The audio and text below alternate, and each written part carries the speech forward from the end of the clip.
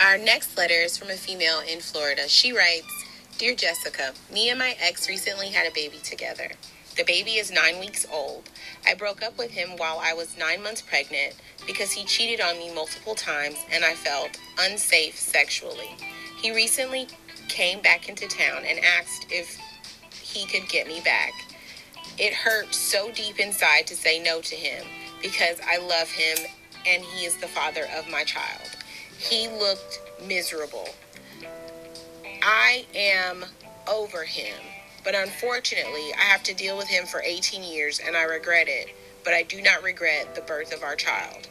Do you have any advice to give on co-parenting? Well, first off, I want to say congratulations on the baby. That's super fun. Babies are good and fun and sweet, and you get to play with them. And, she's 9 weeks old, so that means in a little bit she's going to be a little bigger, and every 2 weeks they get bigger and bigger and bigger. And then next thing you know, they're a walking, talking machine that... you're like, where did the time go? So just make sure that you take tons of pictures of that. So when she's 10 or he's 10, you can totally bribe them with it. So you want to know about co-parenting, and do I have any advice? Well, first I want to say that you guys are doing, sounds like you for the most part are trying to be a responsible person. And, let's be real, being a responsible person is not fun. Being a responsible person means sometimes you got to say no to things that you love. Or, you got to get up with the baby at 5 in the morning and you got to change the baby every hour on the hour. You got to work a job while you're doing that, and you got to make sure that bills are paid. And being responsible is just, it's not fun. Sometimes it feels like, you're getting the poopy end of the stick.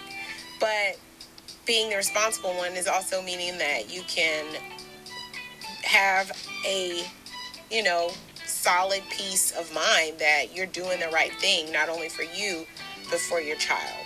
So my advice on the co-parenting is that you make sure that you are always taking care of yourself and taking care of that baby.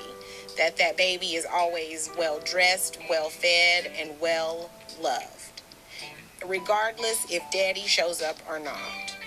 The second thing I want to stress is do not withhold that child from the dad.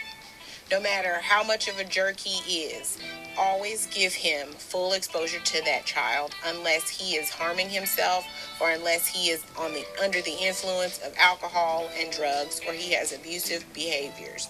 If he does not, if cheating is his only thing, if the only thing he got is he can't keep it in his pants and he a player from the Himalayas, let him see that baby. And I know you're going to say, well, Jessica, he going to have all kinds of bitches around that baby and da-da-da-da-da. That's none of your business.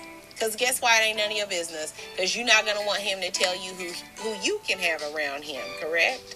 So, you're not going to withhold the child. You're also not going to withhold the child because you don't want to hear down the line, how come you didn't let me see my daddy? You lied to me this whole time. My daddy loved me and you was a nobody and I never want to see you again. You don't want any of that. And karma has always made it and predicted that whenever we do that, whenever we withhold something or the truth from a child, they resent us for it. And then I also want to stress, kids grow up. So when this kid turns 16, 17, he's not going to like you or him because he's a 16-year-old. You know how teenagers are. Did you like your parents when you were a teenager? I sure as hell didn't. I wanted them to drop me off on the corner. Like my friend's house would be like 4 blocks over. I'd be like, drop me here. No, I don't want you to drive. I will call you when we're done. So please believe you don't have to do anything but be your best self. So that means making sure that you are making sure that you're documenting when you're talking to the child's father, making sure that you have put the child's father on child support, making sure that you are providing for the child if the father cannot, and making sure that you're providing for yourself. That is your goal in co-parenting.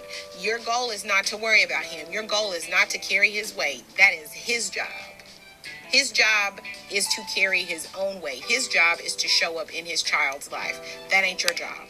Your job is to continue to be a strong woman, continue to rise up in your own power, in your own growth, and take care of that baby no matter what. Because I'm telling you right now, the universe will reward you for your hard work. Responsibility is hard work, and you will be rewarded for it. Guaranteed. I know you're going to say, well, how do you know? Anytime that I have worked hard for anything and I was responsible for it, I've been rewarded. Like 10 out of 10. So don't ever forget that. And when you get a little down and I just don't think I can do it, I want you to listen to this recording again, because you can do it. You just got to know it's about you and the baby now. Dad is going to show up whenever dad shows up, but you're going to still do your part. You're going to put him on child support, because a lot of people don't know.